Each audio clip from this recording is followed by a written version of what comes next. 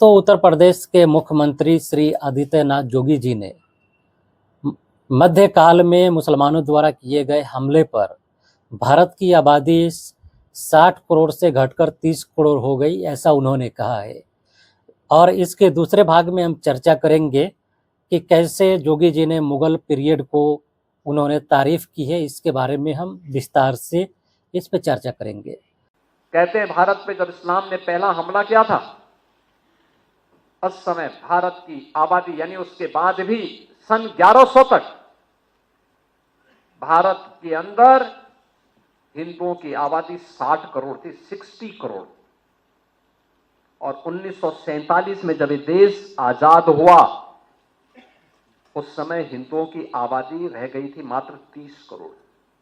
आप मुझे बताइए, इन 800-900 वर्षों में हमारी आबादी बढ़नी चाहिए थी कि कम होनी चाहिए थी?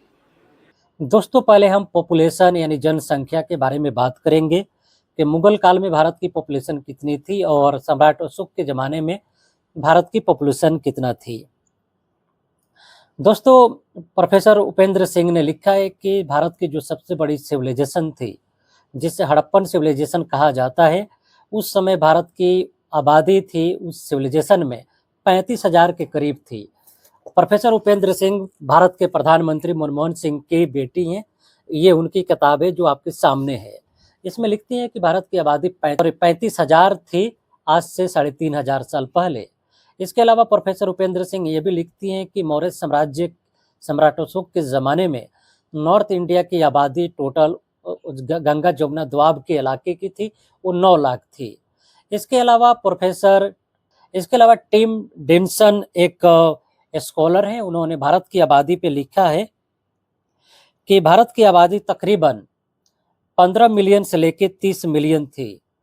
प्रोफेसर सुमित गुआल ये भी लिखते हैं कि उस समय भारत की आबादी मौर्य काल में सम्राट अशोक के ज़माने में तकरीबन 2 करोड़ के आसपास थी। उत्तर प्रदेश के चीफ मिनिस्टर श्री आदित्यनाथ जोगी जी ने जो कहा है कि इस्लामी आक्रांताओं ने 11वीं सदी में जो भारत पर हमला किया, उसके बाद हिंदुओं की आबादी घटती गई, इसके बारे में विस्तार से चर्चा करेंगे। उन्होंने ये भी कहा कि लोग ज़्यादातर भूख और अकाल से मरे और बीमारियों से मरे, तो भारत में कैसे भेदभाव किए गए, इसके बारे में विस्तार से चर्चा करेंगे। दोस्तों, W.H. मोरलैंड अंग्रेजों के सबसे बड़े इकोनॉमी के इतिहासकार थे। उन्होंने लिखा है कि भारत की आबादी अकबर के ज़माने में तकरीबन 10 करोड़ थी। इसके अलावा शिरीन मूसवी हैं, प्रोफेसर शिरीन मूसवी ने लिखा है कि भारत की आबादी तकरीबन 15 करोड़ के आसपास थी। इसके अलावा अंग्रेजों के ज़माने के एक और हिस्टोरियन है किंग्सले डेविस, वो लिखते हैं कि 12.5 करोड़ आबादी थी भारत में मुगलों के ज़माने में।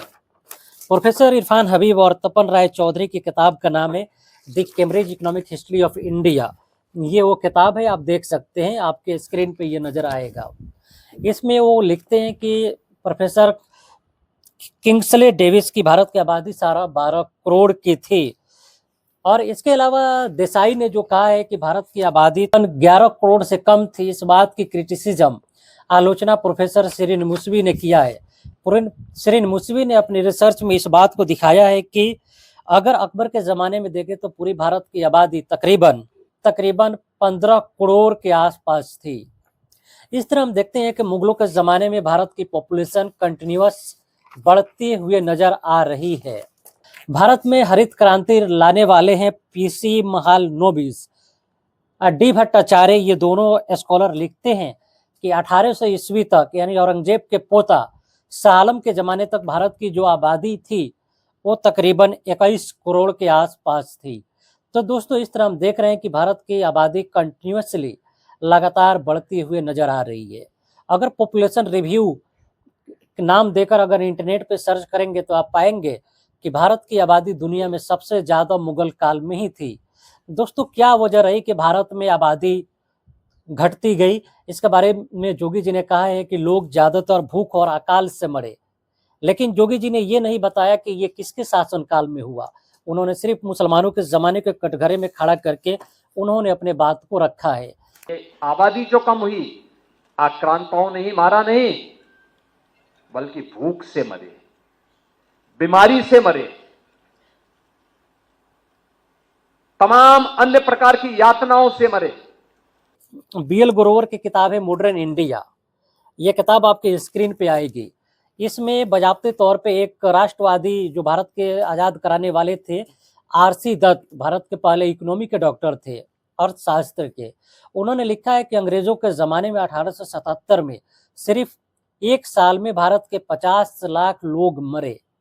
इसके अलावा जब मुसलमानों की हुकूमत बंगाल, बिहार, उड़ीसा और बांग्लादेश जब बंगाल का ही हिस्सा था, वहाँ पर जब अंग्रेजों ने कब्जा किया तो ऐसी इकोनॉमी की पॉलिसी बनाई कि इस इलाके के तकरीबन 33% पॉपुलेशन भूख से मर गई। इसके अलावा 1941 में ही देखते हैं कि जब अंग्रेज वर्ल्ड वार लड़ रहे थे, उन्होंने सारा सामान और अनाजों को एक तरह से अपने सिपाहियों के लिए भेजा। इस तरह बंगाल की पॉपुलेशन भूख से मर गई, तकरीबन 41 लाख लोग मरे। तो इन दो अकालों को, एक इंसानों द्वारा बनाई हुई अकाल था, दूसरा जो ऊपर के द्वारा, कुदरत के द्वारा अकाल था 1877 की, इसको देखें तो दो अकालों में तकरीबन भारत के 1 करोड़ की पॉपुलेशन की आबादी भूख से मरी। इसके बारे में हमारे भारत के राष्ट्रवादी नेता लोग आज के इसके बारे में ये नहीं बताते कि ईसाइयों द्वारा लोग कितने भूख से और अकाल से लोग मरे, इसके बारे में नहीं बताते, क्योंकि उन्हें मालूम है कि उन्हें यूरोप में जाएंगे तो उन्हें टेस्टी खाना नहीं मिलेगा, या उन्हें वोट बैंक के लिए वो सूटेबल नहीं होगा, ईसाइयों और अंग्रेजों के नाम लेंगे तो। ये बीएल ग्रोवर की किताब को जब आप पढ़ेंगे तो अंग्रेजों के ज़माने में न जाने कितने अकाल पड़े और लाखों लोग मरते रहे। एक एक अकाल में 10-10 लाख, 50-50 लाख लोग मरे। मरने वाले लोग कौन थे? क्या आपने सोचा है? भारत में मरने वाले वो लोग थे जो आज के ओबीसी, एससी, एसटी के समाज के लोग थे, जिनके पास जमीनें नहीं थी। आपने एक नारा सुना होगा कि नदी नाला सरकार के, बाकी जो बच गया वो सब भूमियार के। यानी कि जितनी ज़मीनें हैं सब भारत के बड़े जातियों के लोगों के पास ज़मीनें थी, और जो नदी नाले थे वो सरकार के बच गए। तो जब अकाल पड़ते थे तो लोग भूख से मरा करते थे। इसके बारे में भारत के ओबीसी, एससी, एसटी के लोग आते थे। आइए दोस्तों, अब बात करते हैं हम जोगी जी ने मुगलों को कैसे तारीफ की है। जोगी जी लिखते हैं कि आज से 300 साल पहले, 300 साल पहले का मतलब औरंगजेब की हुकूमत थी और औरंगजेब की बेटा की। जोगी जी कहते हैं कि भारत के उद्योग में तकरीबन, भारत की जो टोटल इंडस्ट्री उद्योग का कंट्रीब्यूशन था पूरी दुनिया में, वो तकरीबन 1/4 था, यानी 25% था। इस भारत में 300 वर्ष पहले आधी से कम आबादी खेती पे निर्भर करती थी, आधी से अधिक आबादी उद्योग धंधों में लिप्त थी। बड़े उद्योग नहीं, यहां पे कल कारखाने थे, लघु सीमांत और लघु और कुटीर उद्योगों का एक जाल फैला हुआ था।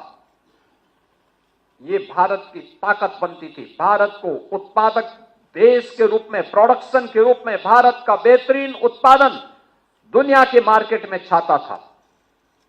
दुनिया का व्यापारी यहां आता था। यहां आज के अगर माने तो अमेरिका से भी ज्यादा भारत का कंट्रीब्यूशन उद्योग, शिल्प और लघु कुटीर उद्योग में भारत का कंट्रीब्यूशन था।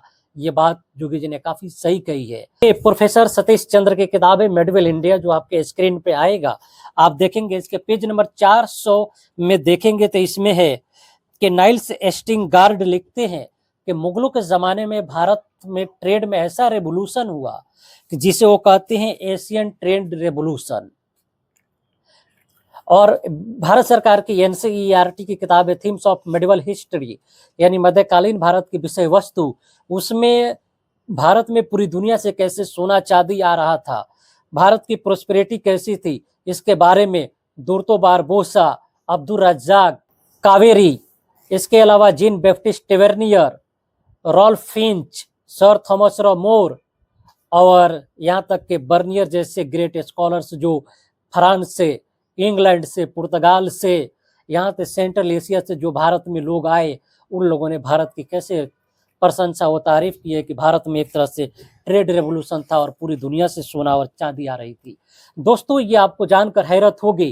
प्रोफेसर इरफान हबीब की the Cambridge economic history of India और तपन राय चौधरी की किताब को अगर पढ़ेंगे, इसके अलावा प्रोफेसर सतीश चंद्र को पढ़ेंगे या एजे कैसर को पढ़ेंगे, तो आपको पता चलेगा कि British east India company Bharat के सेठों से, जगत सेठों से कर्ज लिया करती थी। वह भी कर्ज लिया करती थी और भारत के सेठ लोग डबल उनसे सूद ब्याज लिया करते थे और वो कंपनी हाथ फैलाकर भारत के व्यापारियों से मदद मांगती थी और भीख मांगती थी। वो ईस्ट इंडिया कंपनी जिसने भारत को बाद में कब्जाया। असीम दास गुप्ता ने क्या लिखा है? असीम दास गुप्ता की किताब है Indian merchant the decline of Surat. 1700 से लेकर 1750 यानी औरंगजेब और उसके बेटों के शासनकाल की इन्होंने चर्चा की है। वो लिखते हैं कि भारत में ईस्ट इंडिया कंपनी के टोटल अगर ट्रेड में जो ये था कंट्रीब्यूशन वो 12% का था, यानी तकरीबन 88%, 88% का फायदा में जो थे वो भारत के व्यापारिक वर्ग और ट्रेड वर्ग के लोग थे। यानी कि जो आमदनी हुआ करती थी सूरत के पोर्ट से वो 16 मिलियन रुपीज भारतीय व्यापारियों को फायदा हुआ करता था। और साथ ही जो ईस्ट इंडिया कंपनी जो अंग्रेजी सरकार की थी उन्हें सिर्फ 20 लाख रुपए का ही फायदा मिला करता था। दोस्तों, जोगी जी ने डायरेक्टली इनडायरेक्टली मुगलों की तारीफ की है कि कैसे मुगलों के ज़माने में भारत की प्रॉस्पेरिटी और उसका डंका बज रहा था। दोस्तों, अगर आप देखेंगे इसके अलावा जेफरी विलियमसन ने लिखा है कि मुगलों के ज़माने में टोटल इंडस्ट्री का तकरीबन 25% आउटपुट और इनपुट था पूरी दुनिया में, वो भारत का था, जो आज के अगर हम देखें तो अमेरिका से ज़्यादा था। भारत की जीडीपी औरंगजेब और मुगल पीरियड में हम देखते हैं तो तकरीबन 25% से ज़्यादा था, जिसकी मुकाबला आज चाइना तो छोड़िए अमेरिका भी नहीं कर सकता है। इस तरह जोगी जी ने मुगल पीरियड का कहीं ना कहीं उन्होंने तारीफ की है। लेकिन रही बात पॉपुलेशन की, तो वहाँ वो मैंने रेफरेंस के साथ आपको पेश की है। यहाँ पॉपुलेशन के आधार पे जोगी जी सही नहीं बैठते हैं। हमने प्रूफ के साथ दोस्तों आपको बताया है और पूरे ऑथेंटिक किताबों के साथ हमने बताया है। ये काफ़ी ऑथेंटिक किताबें हैं जिसको हमने आपको पेश किया है। दोस्तों, इसे सब्सक्राइब करिए और सच को आगे बढ़ाइए।